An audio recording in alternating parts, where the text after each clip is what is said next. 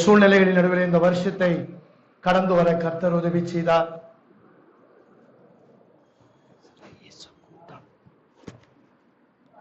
கர்த்தர் நமக்கு உதவி செய்தார். அவருடைய கிருபையினாலே நாம் இந்த வருஷத்தை கடந்து வந்திருக்கிறோம். நம்மை நடத்தினவர் அவர் மாத்திரமே. இந்த உலகத்திலே நம்முடைய திறமைகளினால் நாம் கடந்து வரவில்லை. நம்முடைய திறமைகள் எல்லாம் நமக்கு தெரியும். எவ்வளவு நாம் அதிலே தோற்று போனோம், எவ்வளவு நாம் இழந்து போனோம் என்பது நமக்கு தான் தெரியும். கர்த்தர் தாமே நமது பக்கத்தில் இராவிட்டால் அவர்கள் நம்மை உயிரோடு விழுங்கி இருப்பார்கள். அப்படிப்பட்ட சூழ்நிலைகள் இருந்த பொழுதும் தேவன் நமது பக்கத்தில் இருந்து நம்மை நடத்தினார். தாவீதை விடுவித்தவர், தாவீதுக்கு தேவன் குறித்ததை நிறைவேற்றினவர். நம்முடைய வாழ்க்கையிலும் அவர் நமக்கு குறித்ததை நிறைவேற்ற வல்லவராக இருக்கிறார். ஹல்லேலூயா. தாவீதுக்கு அருளின நிச்சயமான கிருபைகளை நமக்கும் தருகிற தேவன். ஹல்லேலூயா. யோபு எழுதின புஸ்தகம் 42ஆம் அதிகாரம் 2ஆம் வசனம். தேவரீர் சகலத்தையும் செய்ய வல்லவர், நீ செய்ய நினைத்தது தடைபடாது என்பதை அறிந்திருக்கிறேன். ஹல்லேலூயா, ஹல்லேலூயா. கண்களை மூடி ஜெபிப்போம். நன்றி செலுத்துகிறோம் ஆண்டவரே, நன்றியோடு துதிக்கிறோம். நல்லவர் ஆண்டவரே, சுத்த இருதயம் உள்ளவர்கள் ஆகிய இஸ்ரவேலருக்கு நல்லவராகவே இருந்தீர் ஆண்டவரே. இந்த வருடம் முழுவதும் எங்களுக்கு நல்லவராகவே இருந்தீர் ஆண்டவரே. ஒன்றை மாத்திரம் திரும்பி பார்த்து நினைவு கூறுகிறோம். நீர் எங்களை நடத்தினீர் ஆண்டவரே. நீர் எங்களுக்கு உதவி செய்தீர், நீர் எங்களை தூக்கி விட்டீர், நீர் எங்களை மேன்மைப்படுத்தினீர் ஆண்டவரே. ஒரு புதிய வருடத்துக்குள் நாங்கள் பிரவேசிக்க போகிறோம். ஒரு கடைசி பகுதிக்கு வந்திருக்கிறோம் ஆண்டவரே. இந்த நேரத்தில் நாங்கள் ஒன்றை அறிக்கை எடுக்கிறோம். தேவரீர் சகலத்தையும் செய்ய வல்லவர். நாங்கள் அநேக காரியங்களை உம்மிடத்தில் எதிர்பார்த்து காத்திருக்கிறோம் ஆண்டவரே. விண்ணப்பங்களோடும் ஜெபத்தோடும் உபவாசத்தோடும் நாங்கள் காத்திருக்கிறோம் ஆண்டவரே. ஒன்று எங்களுக்கு தெரிகிறது, நீர் சகலத்தையும் செய்ய வல்லவர்.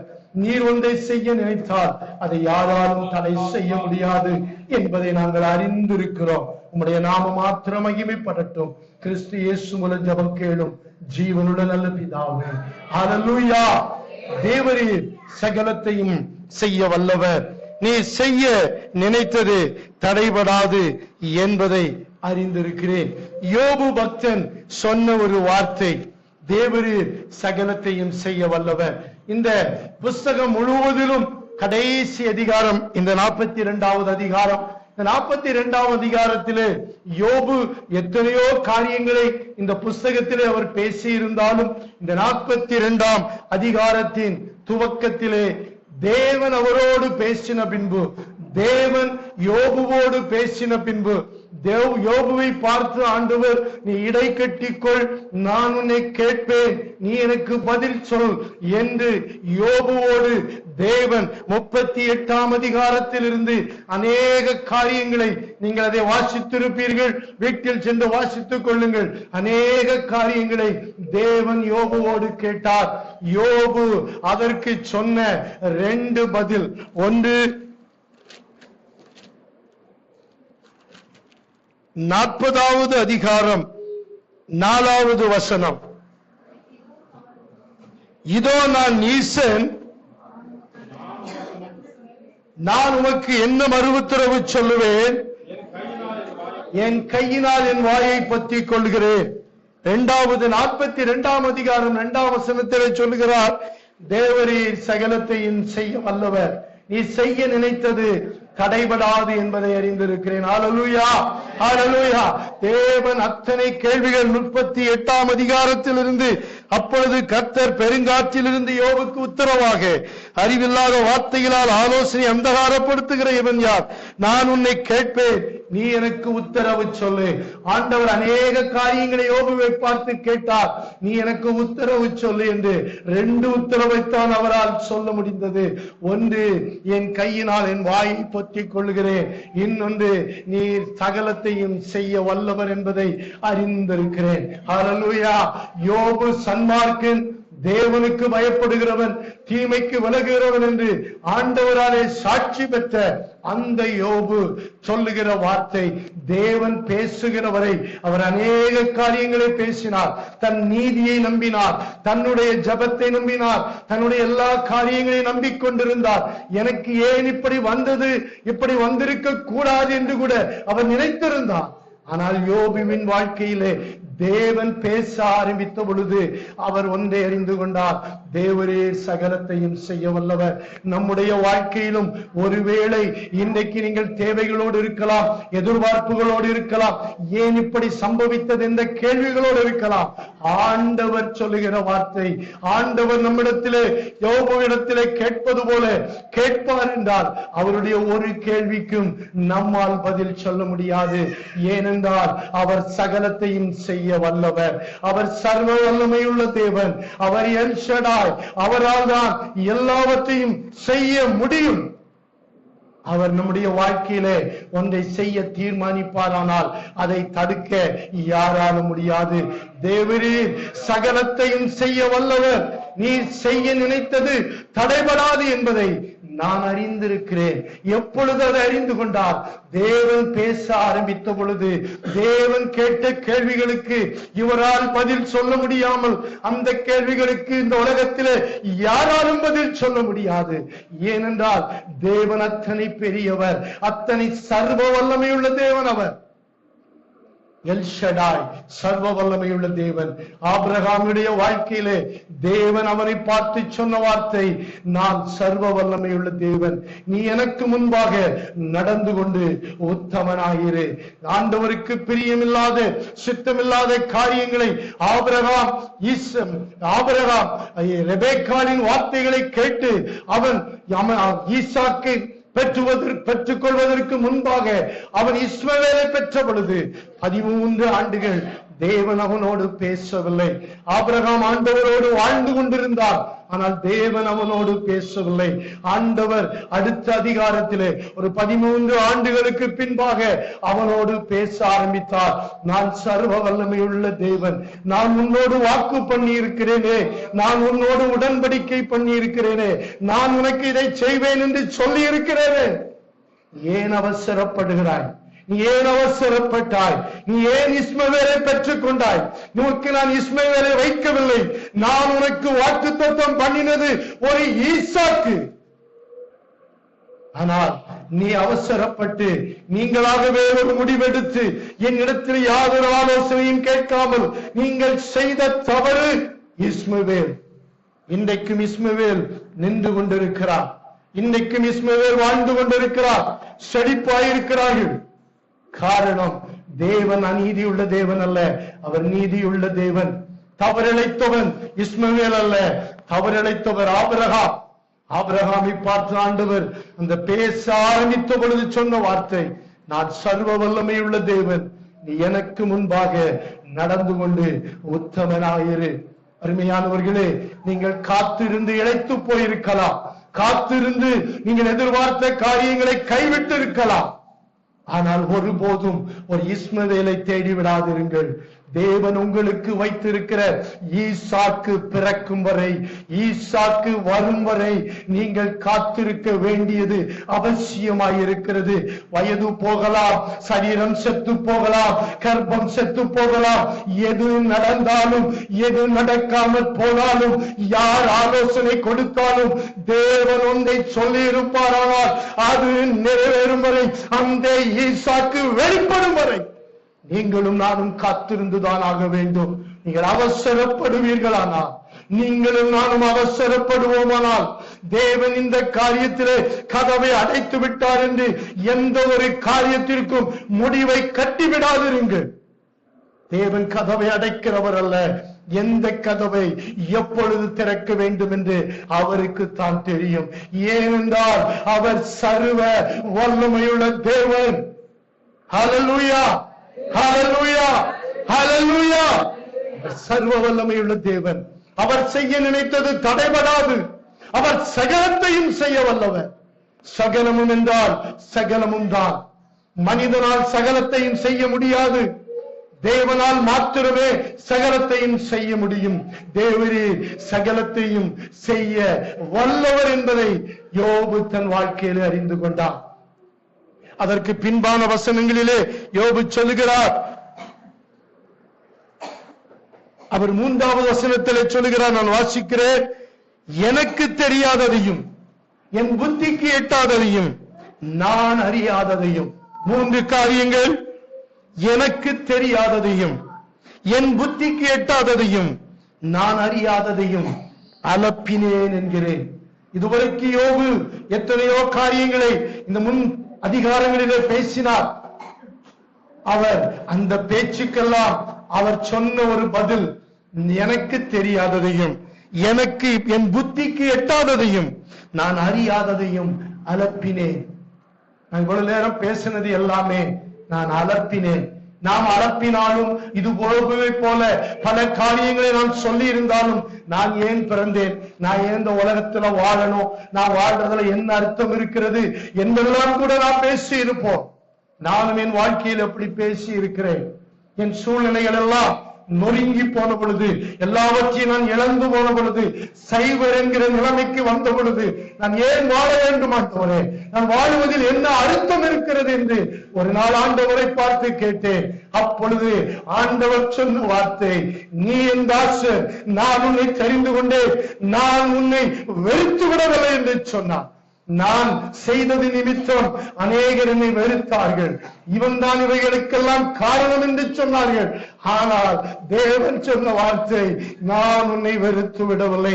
என்னை சொன்ன தெய்வம் மறுபடியும் என் வாழ்க்கையை கட்டி எழுப்பினார். ஒன்றுமில்லாமையிலிருந்து எல்லாவற்றையும் உருவாக்குகிற தெய்வம் நம்முடைய தெய்வம் மாத்திரமே. நம்முடைய ஆண்டவருக்கு ஒன்றை உங்களுக்காக உருவாக்குவதற்கு ஒன்று அவருக்கு தேவையில்லை. ஒருவரும் பூட்டக்கூடாதபடி திறக்கிறவர், ஒருவரும் திறக்கக்கூடாதபடி பூட்டுகிறவர். நீ அறியாததும் உனக்கு எட்டாததுமான பெரிய காரியங்களை நான் உனக்கு தெரிவிப்பேன் என்று சொல்லி இருக்கிறாரே. நீங்கள் அவரிடத்திலே கேட்பீர்கள், ஆனால் அவர் நீங்கள் அறியாததும் உங்களுக்கு எட்டாததும் உங்கள் புத்திக்கு எட்டாததுமான பெரிய காரியங்களை தெரிவிக்க அவர் வல்லவராக இருக்கிறார். ஏனென்றால் அவர் சகலத்தையும் செய்ய வல்லவர். அவர் செய்ய நினைத்தது ஒரு நாளும் தடைபடாது. யோபு எத்தனையோ தன்னுடைய காரியங்கள் அவருக்கு நீதியாயிருந்த பொழுதிலும் நம்முடைய நீதி நம்மை தப்புவிக்காது. நாம் சார்ந்து கொள்ள வேண்டிய ஒரே ஒரு இடம் அவருடைய கிருபையை மாத்திரமே சார்ந்து வாழுவோம் என்றால் நம்முடைய அந்த கிருபை நம்மை தப்புவிக்கும். 2 கொரிந்தியர் 1ஆம் அதிகாரத்திலே பவுல் அப்போஸ்தலன் இப்படி சொல்லுகிறார், நாங்கள் எங்கள் மேல் நம்பிக்கையாயிராமல் மரித்தோரை உயிர்த்தெழ பண்ணுகிற தேவன் மேல் நம்பிக்கையாய் இருக்கத்தக்கதாக மரணம் வரும் என்று நிச்சயத்திருந்தோம். மரணம் வரும் என்று நிச்சயத்திருந்தோம். அப்படிப்பட்ட மரணத்தினின்றோம் அவர் எங்களை தப்புவித்தார், தப்புவிக்கிறார், இன்னும் தப்புவிப்பார் என்று நாங்கள் அவரையே நம்பி இருக்கிறோம். அருமையான தேவனுடைய ஜனமே, மரணம் வரும் என்று நாங்கள் நிச்சயித்திருந்தோம். நிச்சயமே பண்ணிவிட்டார்கள், இனி தப்பிக்க வழி இல்லை என்று. ஆனால் நம்முடைய தேவன், பவுல் நான் ஆராதிக்கிற நம்முடைய தெய்வம் பவுல் மூலம் சொன்ன வார்த்தை தப்புவிக்க வல்லவராக இருக்கிறார்.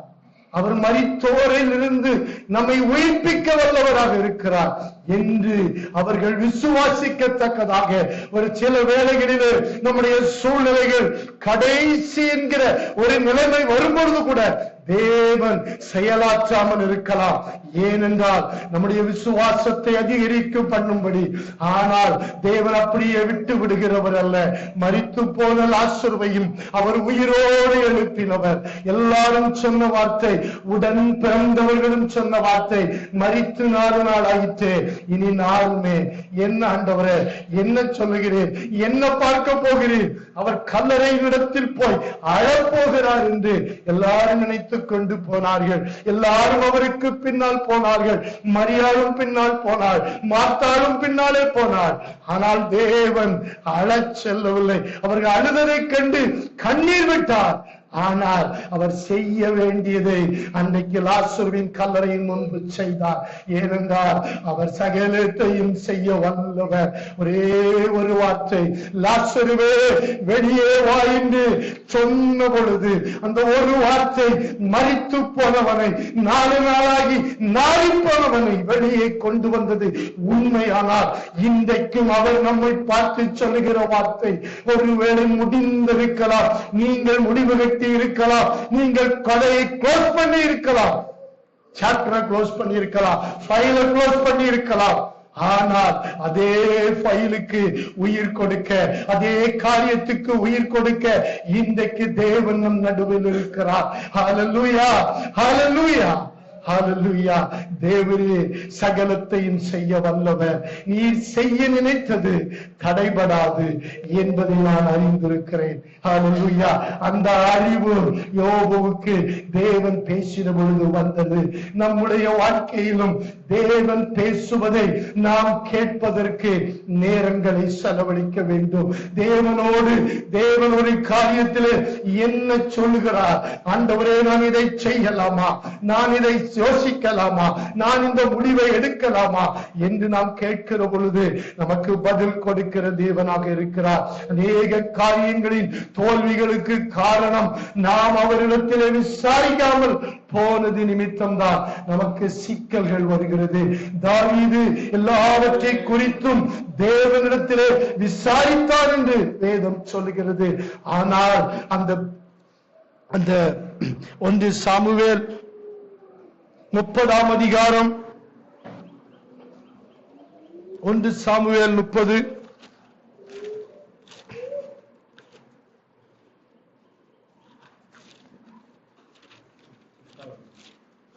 1 சாமுவேல் 30ஆம் அதிகாரத்திலே ஒரு சம்பவம் நடக்கிறது. சிக்லாக்கிலே அமலேக்கியரால் தாவீதுக்குரிய எல்லாம் கொள்ளையாடப்பட்டது. அவன் பிள்ளைகள், அவனுடைய மனைவிமார் எல்லாரையும் பிடித்துக் கொண்டு போய்விட்டார்கள். காரணம், இங்கே தாவீது ஒரு தவறான உறவோடு பெலிஸ்தியருக்கு ஆதரவாக இஸ்ரவேல் ஜனங்களை எதிர்த்து வர வேண்டிய ஒரு சூழ்நிலை அவருக்கு அங்கே உருவாகிறது. அங்கே போக சொல்லி தேவன் அவருக்கு சொல்லவில்லை. ஹல்லேலூயா. ஆகீசுக்கு ஊழியம் செய்யும்படி தேவன் தாவீதை அழைக்கவில்லை. தாவீதை அபிஷேகம் பண்ணினவர் தேவன் மாத்திரமே. அந்த சிக்லாக்கிலே அவன் குடியிருந்து கொண்டு அவன் அந்த ஆகீசுக்கு ஆதரவாக அவன் யுத்தங்களுக்கு சென்று கொண்டிருந்தான். ஆனால் ஒரு நாள் அந்த சிக்கலாக்கிலே ஒரு மிகப்பெரிய சிக்கல் வந்தது. அங்கே இவன் ஒரு பக்கம் போய்விட்டான், இவனுக்குரியதை எல்லாம் அமலேக்கியர் கொள்ளையாடி கொண்டு போய்விட்டார்கள். அப்பொழுது தாவீது தேவனிடத்திலே விசாரித்தார். தாவீது அழுதான் என்று வேதம் சொல்லுகிறது. தாவீது நெருக்கப்பட்டார், மிகவும் நெருக்கப்பட்டார். ஏனென்றால் கூட இருக்கிறவர்களே அவனை கல்லெறியும்படி கற்களை எடுத்துக் கொண்டார்கள். அப்படிப்பட்ட நெருக்கடியான ஒரு சூழ்நிலையிலே தாவீது செய்த ஒரே ஒரு காரியம், தன் தேவனாகிய கர்த்தருக்குள் முதலாவது தன்னை திடப்படுத்திக் கொண்டார். தன் தேவன் எவ்வளவு பெரியவர், என் மேல் ஒரு அபிஷேகத்தை ஊற்றினாரே அவர் எவ்வளவு பெரியவர், எவ்வளவு காரியங்களை என் வாழ்க்கையிலே செய்தார் என்று சொல்லி தன் தேவனாகிய கர்த்தருக்குள் தன்னை திடப்படுத்திக் கொண்டு தேவனிடத்திலே விசாரித்தார். சூழ்நிலையின் நிமித்தம் உங்கள் திடனை ஒருபோதும் இழந்து போகாதிருங்கள். நம்மளுக்குள் திடன் கொடுப்பதற்கு அவருடைய வார்த்தைகள் இருக்கிறது, அவருடைய வாக்கு தத்தங்கள் இருக்கிறது. ஒரு நாளும் தேவன் நம்மை நிற்கதியாய் விடுகிற தேவன் அல்ல. நம்முடைய நிற்கதிகளுக்கு அநேக காரணங்கள் நம்முடைய சொல் முடிவுகளே. நாம் சுயமாய் எடுத்த எத்தனையோ முடிவுகள் நம்மை சீரழித்திருக்கிறது. என் வாழ்க்கையிலே நான் எடுத்த எத்தனையோ தவறான முடிவுகள் என்னை இழக்க வைத்திருக்கிறது. ஆனால் இன்றைக்கும் உங்கள் நடுவில் நிற்கிறேன் என்றால் தேவ கிருபையினாலே நிலை நின்று கொண்டிருக்கிறோம். ஹல்லேலூயா, ஹல்லேலூயா, ஹல்லேலூயா, ஹல்லேலூயா. நாம் என் திறமையினாலே நாம் பணக்காரர்களாகிவிட வேண்டும், நம் திறமையினாலே பெரிய காரியங்களை சாதித்து விட வேண்டும் என்று நாம் நினைத்து நாம் எடுத்த முடிவுகள், நாம் செய்த அநேக காரியங்கள் நமக்கு தோல்வியை கொண்டு வந்திருக்கலாம். ஆனாலும் இரக்கத்தில் ஐஸ்வர்யம் உள்ள தேவன் நம்மை மறுபடியும் தூக்கி விடுகிறார். பூமியின் தாழ்விடங்களில் இருந்து நம்மை மறுபடியும் ஏற பண்ணி மகிமையை திரும்பி வர பண்ணுகிற தெய்வம் நம்மோடு கூட இருக்கிறார். இங்கே தாவீது தேவனிடத்திலே விசாரித்த பொழுது சகலத்தையும் செய்ய வல்லவராகிய தேவன் அவனுக்கு கொடுத்த ஒரு வார்த்தை, நீ சகலத்தையும் திருப்பிக் கொள்ளுவாய். ஹல்லேலூயா. இன்றைக்கு தாவீதை போல நம்முடைய தவறுகளினால் நாம் இழந்திருக்கலாம், இல்லை என்றால் மனிதர்களுடைய நம்பிக்கையின்மையினால் நாம் இழந்திருக்கலாம், துரோகத்தினால் இழந்திருக்கலாம். ஆனால் கர்த்தர் சொல்லுகிற வார்த்தை, நீ சகலத்தையும் திருப்பிக் கொள்ளுவாய். ஏனென்றால் சகலத்தையும் செய்ய வல்லவர் நம்மோடு கூட இருக்கிறார். தாவீது அந்த தண்டை பின்தொடர்ந்து போன பொழுது அவன் அங்கே அமலேக்கியரை முறியடித்து, அதை நீங்கள் வாசித்து பார்ப்பீர்களானால், ஒரு எகிப்திய பிள்ளையாண்டால் அவர்களுக்கு அடிமையாயிருந்தவன், அமலேக்கியருக்கு அடிமையாயிருந்தவன், அவர்களால் புறக்கணிக்கப்பட்டு தள்ளப்பட்டு கீழே விடப்பட்டு போய்விட்டார். அதுதான் தாவீதுக்கு ஆண்டவர் வைத்திருந்த துருப்பு சீட்டு. அவர்கள் அற்பமாய் எண்ணின காரியத்தை தேவன் துருப்பு சீட்டாய் மாற்றினார். அவன் அமலேக்கியரை பின்தொடர்ந்து போய் சகலத்தையும் திருப்பிக் கொண்டான். ஹல்லேலூயா. தாவீதே, நீ சகலத்தையும் திருப்பிக் கொள்ளுவாய் என்று தேவன் வாக்கு கொடுத்தார். அவருடைய வாக்கின்படியே அவன் செயல்பட்ட பொழுது சகலத்தையும் அவன் திருப்பிக் கொண்டான். ஹல்லேலூயா, ஹல்லேலூயா. நம்முடைய தேவன் சகலத்தையும் செய்ய வல்லவர். அவர் செய்ய நினைத்த காரியம் ஒருபோதும் தடைபடாது. ஹல்லேலூயா, ஹல்லேலூயா. ஒரு பாடலை பாடுவோம். தெரிந்த பாடலா இருக்கலாம், சேர்ந்து பாடுங்க. 1544. என் கர்த்தர் செய்ய நினைத்தது தடைபடாது, என் தேவன் என்னை ஆசீர்வதித்தார், தடுப்பது யாரு? என் கர்த்தர் செய்ய நினைத்தது தடைபடாது, என் தேவன் என்னை ஆசீர்வதித்தார், தடுப்பது யாரு? என் தேவனால் நான் உயருவேன், என் தேவனால் நான் பெருகுவேன், என் தேவனால் நான் உயருவேன். படிங்க.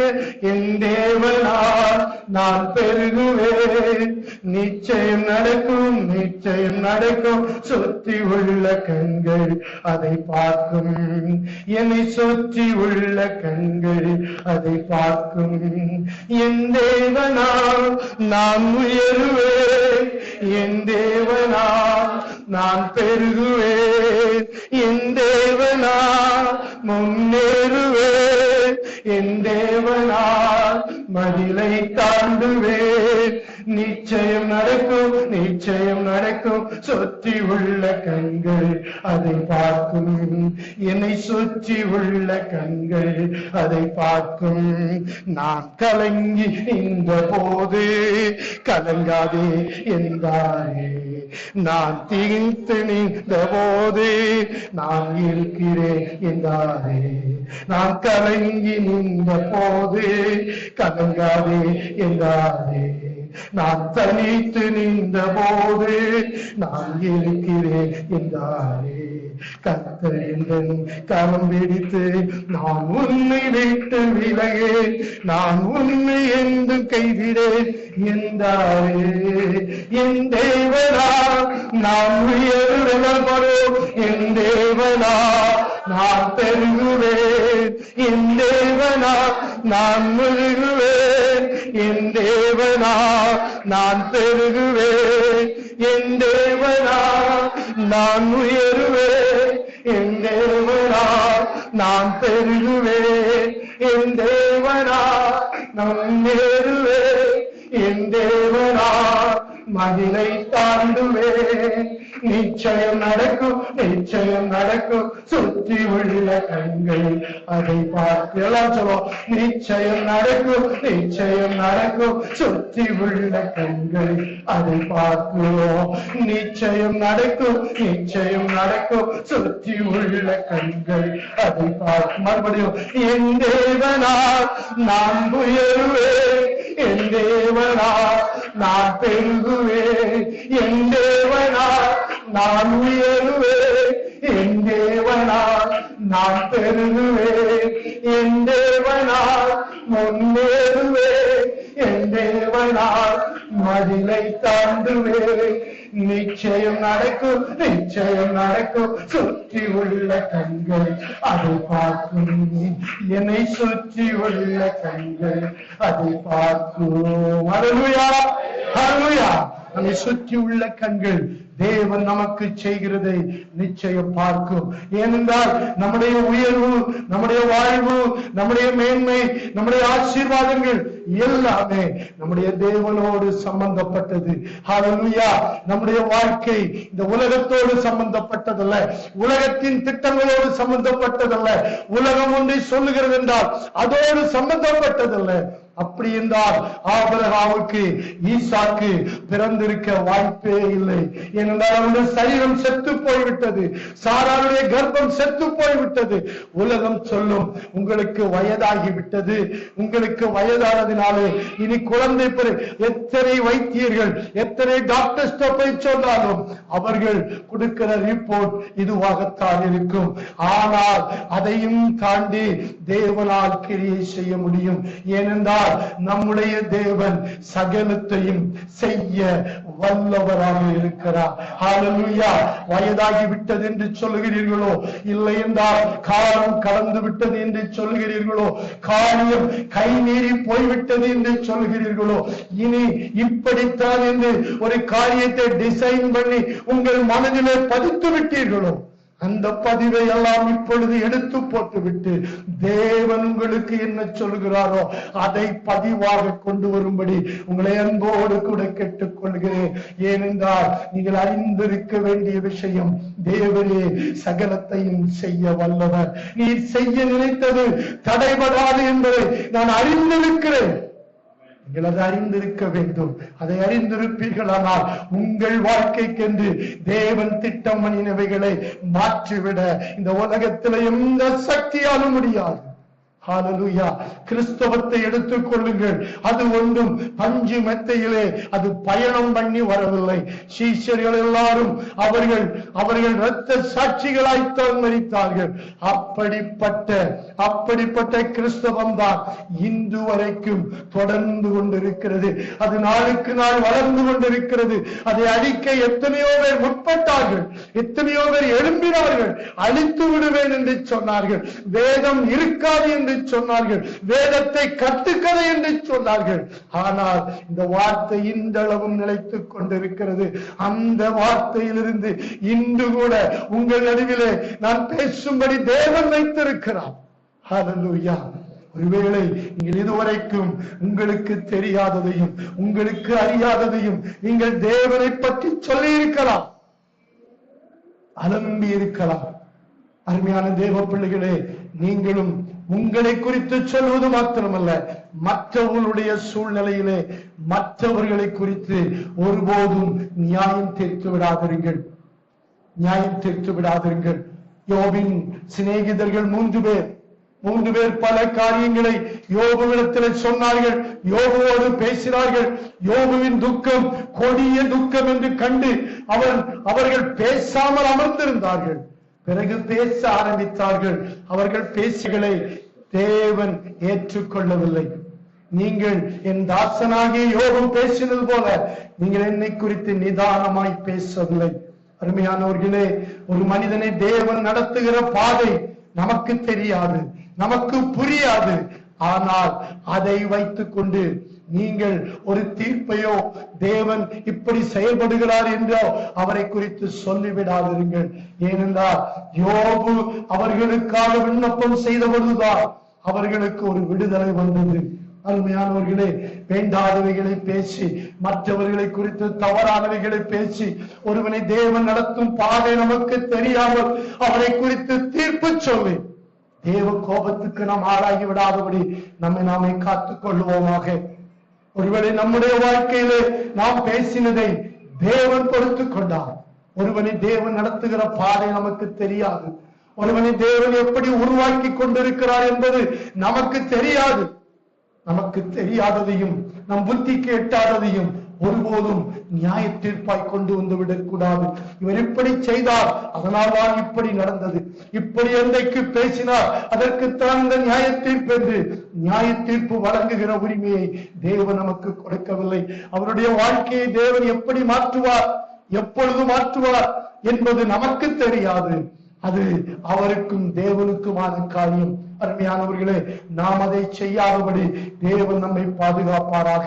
யோபின் சூழ்நிலை மாறின பொழுது, தேவன் சர்வ வல்லவர் என்பதை யோபு அறிந்த பொழுது, நான் தவறானவைகளை பேசினேன் என்று அவன் ஒத்துக்கொண்ட பொழுது, அவன் சொன்ன வார்த்தை இதுவரைக்கும், யோபுவின் புஸ்தகம் 42ஆம் அதிகாரம் 5ஆம் வசனம், ஒரு ஆள் வாசியுங்கள். 5ஆம் வசனம், என் காதினால் உம்மை குறித்து கேள்விப்பட்டேன், இப்பொழுதோ என் கண் உம்மை பார்க்கிறது. ஹல்லேலூயா, ஹல்லேலூயா. நீங்கள் கேள்விப்பட்டவைகள் ஏராளம் இருக்கலாம். நீங்கள் ஆண்டவரை குறித்து கேள்விப்பட்டவைகள், நீங்கள் ஆண்டவருடைய வார்த்தைகள் உங்கள் காதுகளிலே விழுந்து ஆண்டவர் உங்களோடு பேசின காரியங்கள் ஏராளம் இருக்கலாம். அதுவரைக்கும் உண்மை குறித்து நான் கேள்விப்பட்டேன், இப்பொழுது என் கண் உம்மை காண்கிறது. ஆகாருடைய வாழ்க்கையிலே அவள் நெருக்கப்பட்டு நொறுக்கப்பட்டு தன் எஜமானியால் அவள் அழுத்தப்பட்டு தப்பி ஓடுகிற பொழுது தேவன் அவளை சந்தித்தார். அவள் அப்பொழுது ஆண்டவரை பார்த்து சொன்ன வார்த்தை, என்னை காண்கிறவரை நான் கண்டேன். என் சூழ்நிலையின் நடுவிலே வயிற்றிலே ஒரு குழந்தை கர்ப்பவதியான அவளை சாராள் மிகவும் துன்புறுத்தினாலே அவள் ஓடிவிட்டாள், ஜீவன் தப்ப ஓடுகிறாள். என்னை பார்க்க யாரும் இல்லை என்று ஒருவேளை அவள் அங்கலாய்த்திருக்கலாம். ஆண்டவர் அவளோடு இடைப்பட்ட பொழுது அவள் சொன்ன வார்த்தை, என்னை காண்கிறவரை நானும் கண்டேன். லகாய் ரோயி என்று அந்த இடத்திற்கு பெயரிட்டாள். ஹல்லேலூயா.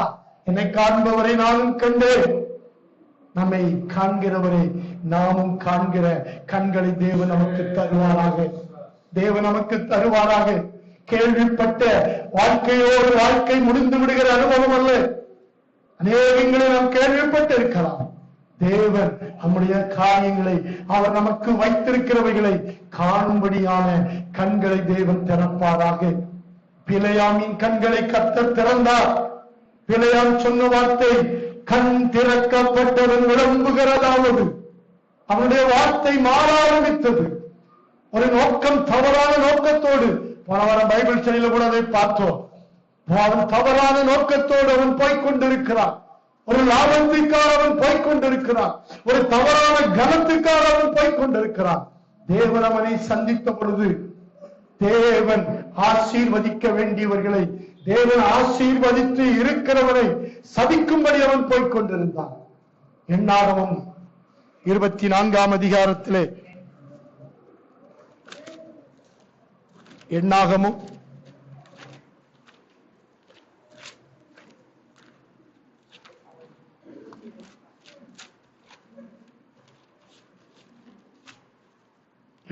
24ஆம் அதிகாரம் முதல் வசனம், இஸ்ரவேலை ஆசீர்வதிப்பதே கர்த்தருக்கு பிரியம் என்று பிலேயாம் கண்டபோது, அவன் பின்னாலே சொல்லுகிறான்,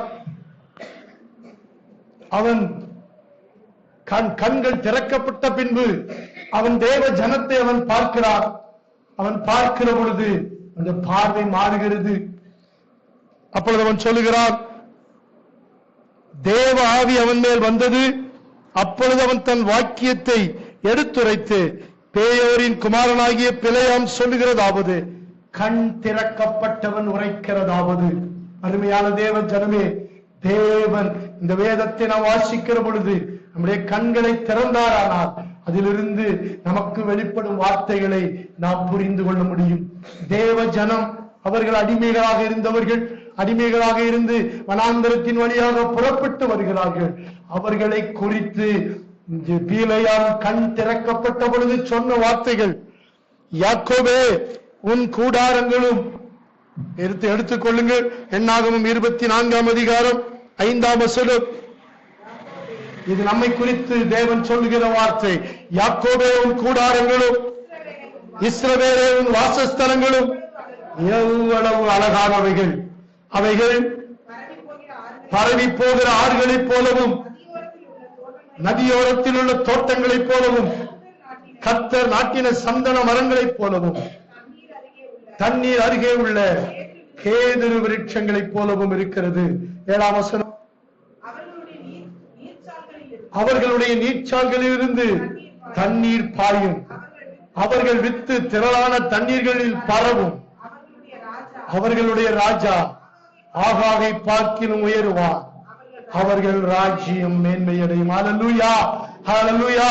கண் திறக்கப்பட்ட பீலேயாம் தேவ ஜனங்களை குறித்து சொன்னதான வார்த்தை, யாக்கோபே உன் கூடாரங்கள் எவ்வளவு அழகானவைகள். ஹல்லேலூயா. நம்மை குறித்தும் சொல்லப்பட்ட ஒரு தீர்க்க தரிசனமான வார்த்தைகளாக இவைகளை எழுதிக் கொள்ளுங்கள்.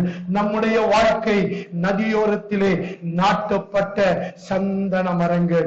இது எந்த நதியோரம் என்றால் பரிசுத்த ஆவியானவராகிய நதியோரத்திலே நம்முடைய வாழ்க்கை நாட்டப்பட்டு இருக்குமானால், நம்முடைய வாழ்க்கை அங்கிருந்து சாரத்தை உறிஞ்சிக் கொள்ளுமானால், நம்முடைய வாழ்க்கை நல்ல ஒலிவ மரமாகிய இயேசு கிறிஸ்துவோடு இணைக்கப்பட்டிருக்குமானால், நம்முடைய வாழ்க்கை கனி கொடுக்கிற வாழ்க்கையாக இருக்கும். நம்முடைய வாழ்க்கை வாசனை வீசுகிற வாழ்க்கையாக இருக்கும். நம்முடைய வாழ்க்கை பரவி போகிற வாழ்க்கையாக இருக்கும். நம்முடைய வாழ்க்கையிலே ஒரு பரவுதல் இருக்கும். There is an expansion. நம்முடைய வாழ்க்கையிலே ஒரு எக்ஸ்பான்ஷன் இருக்கும். நாம் இருக்கிற வண்ணமாக இருக்கும்படி அழைக்கப்பட்டவர்கள் அல்ல, நாம் பெருகும்படி அழைக்கப்பட்டவர்கள், நாம் விரிவடையும்படி அழைக்கப்பட்டவர்கள், நாம் விசாலமாகும்படி அழைக்கப்பட்டவர்கள், நாம் மற்றவர்களுக்கு ஆசீர்வாதமாக இருக்கும்படி அழைக்கப்பட்டவர்கள். நம்மிலிருந்து தண்ணீர்கள் பாயும் என்று வேதம் சொல்லுகிறது. ஹல்லேலூயா, ஹல்லேலூயா. நமக்குள் இருந்து தண்ணீர்கள் பாய வேண்டும். அப்படிப்பட்ட அபிஷேகத்தை தான் தேவன் நம்மேல் வைத்திருக்கிறார். ஏனென்றால் நம்முடைய தேவன் சகலத்தையும் செய்ய வல்லவர். நான் நிர்ணயித்திருக்கிறபடியே நடக்கும். தேவன் அவர்களை விடுவித்து கானான் தேசத்திற்கு வழி நடத்தி கொண்டு போகிறார். ஹல்லேலூயா. வழி நடத்தி கொண்டு தேவன் போகிறார். அவர்களை யார் சபிக்க முடியும்? அவர்களை யார் தடுத்து நிறுத்த முடியும்? அவர்களுடைய அவிசுவாசம் தான் அவர்கள் சுதந்திரிக்க முடியாமல் போய்விட்டதே ஒழிய, அவர்களை எந்த செங்கடலானாலும் சரி, எரிகோ மதியானாலும் சரி, யோர்தானானாலும் சரி, எத்தனை ராஜாக்கள் வந்தாலும் உங்களையும் என்னையும் தடுக்க யாராலும் முடியாது. ஏனென்றால் அவருடைய வாக்கு தத்துவம் நம்மேல் இருக்கிறது. அவர் செய்த உடன்படிக்கை நம்மோடு கூட இருக்கிறது. நீங்கள் சாதாரணமானவர்கள் அல்ல. ஏதோ ஒரு உங்கள் பின்னணியத்தை மறந்து விடுங்கள். உங்களுக்கு இதுதான் பின்னணி என்பதை தூக்கி எறிந்து விடுங்கள். வேதம் என்ன சொல்லுகிறதோ இதுதான் உங்கள் பின்னணி. நீங்கள் ஆசீர்வதிக்கப்பட்டவர்கள், தெரிந்து கொள்ளப்பட்டவர்கள், முன்குறிக்கப்பட்டவர்கள், அழைக்கப்பட்டவர்கள், ஆசீர்வதிக்கப்பட்டவர்கள். நீங்கள் இப்படி பரவும்படி சந்தன மரமாய், சந்தன மரம் வாசனை கொடுக்கும். நீங்கள் வாசனை கொடுக்கிற சந்தன மரங்களாய் தேவன் நாட்டி இருக்கிறார். தேவன் நாட்டி இருக்கிறார். அதை யார் தடுக்க முடியும்? இப்படித்தான் தேவன் நிர்ணயம் பண்ணி இருக்கிறார். God determines. God determined. அப்படித்தான் அவர் நிர்ணயித்திருக்கிறார். நான் இப்படி நிர்ணயித்திருக்கிறேன். யார் அதை வியர்த்தமாக்குவான்? அவர் சொன்ன வாக்கு தத்தங்களை இந்த பூமியின் எந்த மனிதனாலும் வியர்த்தமாக்க முடியாது. அது நிறைவேறியே தீரும். காலங்கள் வரும் வரை காத்திருக்க வேண்டிய அவசியம் இருக்கிறது. ஹல்லேலூயா. தேவரே சகலத்தையும் அதின் காலத்திலே நேர்த்தியாய் செய்திருக்கிற தெய்வம். எதை எப்பொழுது நம்முடைய கரத்திலே கொடுக்க வேண்டும், எதை எப்பொழுது நமக்கு கொடுக்க வேண்டும் என்று தேவன் அறிந்து வைத்திருக்கிறார். அதனால்தான் வேதம் சொல்கிறது, பிரியமானவனே, உன் ஆத்துமா வாழ்வது போல எல்லாவற்றிலும் வாழ்ந்து சுகமாயிருக்கும்படி நான் வேண்டுகிறேன். நம்முடைய வாழ்க்கையிலே நம்முடைய ஆத்துமா, நம்முடைய ஆவிக்குரிய ஜீவியம் மிக மிக அவசியமானது, மிக மிக அவசியமான ஒரு வாழ்க்கை. இந்த பூலோகத்திலே தேவன் எந்த விதமான ஆசீர்வாதங்களையும் நமக்கு கொடுக்கலாம். ஆனால் அவைகளை ஹேண்டில் பண்ணுவதற்கு நம்முடைய ஆவிக்குரிய ஆசீர்வாதம் மிக மிக அவசியம். தேவனோடு எந்த அளவுக்கு உறவில் இருக்கிறோமோ அவைகளை நாம் ஹேண்டில் பண்ணுவதற்கு பிரயோஜனம் உள்ளவைகளாக இருக்கும். நம்முடைய திறமையினால் அவைகளை நம்மால் ஹேண்டில் பண்ண முடியாது. எது ஆசீர்வாதமாய் வந்ததோ அதுவே நம்மை அழித்து விடுகிற ஆபத்து இருக்கிறது. ஆசீர்வாதத்தை மாத்திரம் ராவானம் தேடக்கூடாது. அதை குறித்து நான் எப்பொழுதும் யோசிக்கிற ஒரு காரியம், இந்த கரண்ட் ஒரு வயர் வழியாக வருகிறது, அந்த வயருக்குள் காப்பர் வயர் இருக்கிறது, அதற்கு மேலாக இன்சுலேட் பண்ணி இருக்கிறார்கள். அந்த இன்சுலேஷன் தான் நம்முடைய ஆவிக்குரிய வாழ்க்கை.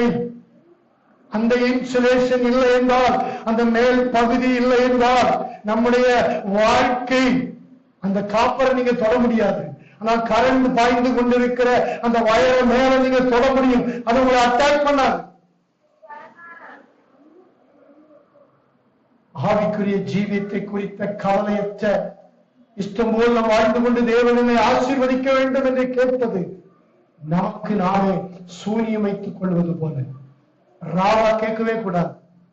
பிரியமானவனே, ஆத்துமா வாழ்வது போல எல்லாவற்றிலும் வாழ்ந்திருக்கணும். எல்லாவற்றிலும் என்றால் எல்லாவற்றிலும் நீ நல்லா இருக்கணும், ஐஸ்வர்யமா இருக்கணும், வீடு வாசலோடு இருக்கணும்.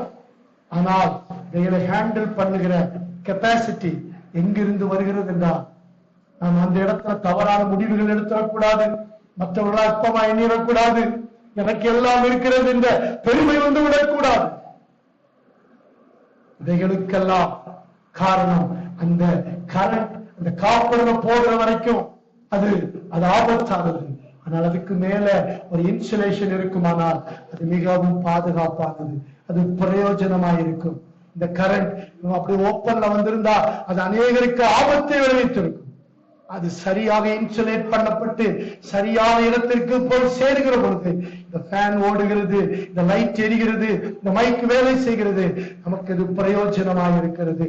அதை போலதான் நம்முடைய ஆவிக்குரிய வாழ்க்கையின் செழிப்புதான் முதலாவது அவசியம். நம்முடைய தேவ உறவுதான் முதலாவது அவசியம். தாவீதை பாதுகாத்தது அவனுக்குள் இருந்த அந்த தேவ உறவு அவனை பாதுகாத்தது. ஒரு நாளில் அவனை ராஜாவாய் கொண்டு வந்து நிறுத்தினது. ஹல்லேலூயா, ஹல்லேலூயா. சூழ்நிலை நடுவிலே ஆண்டவரை தேடி என்னத்தை கண்டோம்? சும்மா நான் பைபிள் வாசிச்ச கோயிலுக்கு போனேன், அந்த முகாம் இந்த முகாம், ராத்திரி பைபிள் ஸ்டடிக்கு வாங்க, எல்லாம் போன ஒரு பிரயோஜனம் இல்லை என்று நினைக்கிறீர்களோ? இல்லை. நாட்கள் வரும் என்று கர்த்தர் சொல்கிறார். நாட்கள் வரும் பொழுது சூழ்நிலைகள் மாறும், சூழ்நிலைகள் மாறும். எந்த நேரத்தில் தேவன் செயல்படுவார், எதை எப்பொழுது திறப்பார், எதை எப்பொழுது மூடுவார் நமக்கு தெரியாது. ஏனென்றால் அவர் சர்வ வல்லமை உள்ள தேவன், சர்வ ஞானி, சர்வ வியாபி. நம்முடைய அடுத்த நிமிஷம் நமக்கு தெரியாது. நல்லா தெரியும் சொல்ல முடியுமா? சொல்ல முடியுமா? சொல்ல முடியாது. சுனாமி வரும்பொழுது அடுத்த செகண்ட் என்ன வரும் நம்ம எதிர்பார்த்தார்களா? பூமி அதிர்ச்சிகள் வருகிற பொழுது அடுத்த நிமிஷம் எப்படி சம்பவிக்கும் என்று நிம்மதியாய் படுத்திருந்திருப்பார்களா? தெரியாது. மனித வாழ்க்கை அவ்வளவுதான். ஆனால் என் காலங்கள் உம்முடைய கரத்தில் இருக்கிறது. ஹல்லேலூயா. ஆண்டவர் சொல்லுகிறார், உன்னை என் உள்ளங்கையிலே பொறித்து வைத்திருக்கிறேன், உன் மதில்கள் எப்பொழுதும் எனக்கு முன்பாக இருக்கிறது. நம்முடைய காரியங்கள் அவருக்கு முன்பாக இருக்கிறது. 24 hours, ஒரு வினாடி கூட அவர் நம்மை கண்காணிக்கிறதை விட்டு விலகுகிறதில்லை. ஹல்லேலூயா. நம்புறீங்களா? தேவன் நம்மை ஒவ்வொரு வினாடியும் கண்காணித்துக் கொண்டிருக்கிறார், நம்மை பாதுகாத்துக் கொண்டிருக்கிறார். நம்மை அவர் விட்டு விலகுவதில்லை, கைவிடுவதும் இல்லை. நான் உன்னை விட்டு விலகுவது, இஸ்ரவேலை காக்கிறவர் உறங்குவதும் இல்லை, தூங்குவதும் இல்லை. ஐயா உடனே சொன்னாங்க, உறங்குவதில்லை, தூங்குவதில்லை. தூக்கம் என்றால் இரவிலே நாம் படுத்து தூங்குகிறோமே, அது தூக்கம். ஒரு fraction of second, கண் இமைக்கிற நேரம் கூட அவர் உறங்குவதில்லை. அவ்வளவாய் நம்மை காண்கிறார். கோழிக்கூட்டிலே ஒரு விமான விபத்து நடந்த பொழுது, அது ஒரு பயங்கரமான மிகவும் கடினமான ஒரு ஏர்போர்ட் கோழிக்கோடு. மிகப்பெரிய விமான விபத்து ஒன்று நடந்தது. அதிலே மிகவும் திறமை வாய்ந்த பைலட் தான் இந்த இடத்துல இறக்க முடியும். அதற்கு அந்த விமான விபத்து நடந்ததற்கு காரணம் என்ன என்று அவர்கள் கண்டுபிடித்த ஒரு காரியம், அந்த இறங்குகிற நேரத்துல ஒரு fraction of second அந்த பைலட் தூங்கி விட்டார். அப்படி கண் அசந்து விட்டார். கண் அசந்ததினாலே இந்த இடத்துல இறங்க வேண்டிய பிளைட் தள்ளி போய் இறங்கி விட்டது. அந்த டிஸ்டன்ஸ் தான் ஆபத்தாய் முடிந்து விட்டது. அதற்கு பிறகு பெரிய ஒரு பள்ளத்தாக்கு. அந்த பிளைட் இறங்க வேண்டிய இடத்திலே இறங்காமல் சற்று தள்ளி, காரணம் அவருடைய சின்ன ஒரு அசதி, fraction of second, அவர் இமை மூடி முடிக்கிறதற்குள் தவறு நடந்து விட்டது. மிகப்பெரிய விபத்து நடந்து விட்டது. நம்முடைய தேவன் அந்த இமை பொழுது நம்மை விட்டு விலகாத தெய்வம் நம்மோடு கூட இருக்கிறார். அருமையான தேவ ஜனமே, நம்முடைய திறமைகள் எல்லாம் நமக்கு தோற்று போகும். நம்முடைய கெட்டிக்காரத்தனங்களை ஒருபோது நம்பாதீர்கள். கர்த்தாவே நீரே நம்பிக்கை என்று சொன்ன தாவீதை போல அவரை நம்பிக்கையாக கொண்டு நாம் வாழ்வோம் என்றால் நம்முடைய வாழ்க்கை சக்சஸ்ஃபுல்லாக இருக்கும். ஹல்லேலூயா. அவர் நம்மை நடத்துவார். உங்களையும் என்னையும் நீங்கள் ஒரு சாதாரணமானவர்கள் என்று நீங்கள் நினைத்துக் கொண்டிருக்கலாம். உங்களையும் என்னையும் தேவன் சாதாரணமாய் தெரிந்து கொள்ளவில்லை. ஒவ்வொருவர் மேலும் ஒரு தேவ திட்டத்தை வைத்துதான் இந்த பூமிக்கு நம்மை அனுப்பி இருக்கிறார். அதை நாம் கண்டுபிடிக்கவில்லை, அதை பற்றி நாம் கவலைப்படவில்லை. அதனால்தான் அநேக டிசாஸ்டர்ஸ் நம்முடைய வாழ்க்கையிலே. ஆனாலும் தேவன் நல்லவராக இருந்து தீமையை நன்மையாய் மாற பண்ணுகிற தெய்வம். யோசேப்பின் வாழ்க்கையில் நடந்தது தீமை போல இருந்தது. சர்வ வல்லமையுள்ள தேவன் அதை நன்மையாக மாற பண்ணினார். வருத்தம் யாவையும் தேவன் மறக்க செய்தார். அவனை அங்கே பார்வோனுக்கு அடுத்த ஸ்தானத்தில் அதிபதியாய் உயர்த்தினார். ஹல்லேலூயா. கடந்து போகிற வார்த்தை நிலைமையை வைத்து வாழ்க்கையை தீர்மானித்து விடாதீர்கள். வாழ்க்கை அழகானது, வாழ்க்கை மேலானது. ஏனென்றால் இந்த வாழ்க்கை தேவன் நமக்கு தந்தது. அதை கண்டுபிடித்து காதினால் கேட்டதோடு நின்று விடாதபடி தேவ உறவிலே வளர்ந்து அவரை நம்முடைய கண்கள் காணட்டும். அவர் வைத்திருக்கிறதை நாம் பார்க்க தேவனும் கண்களை திறப்பாரா?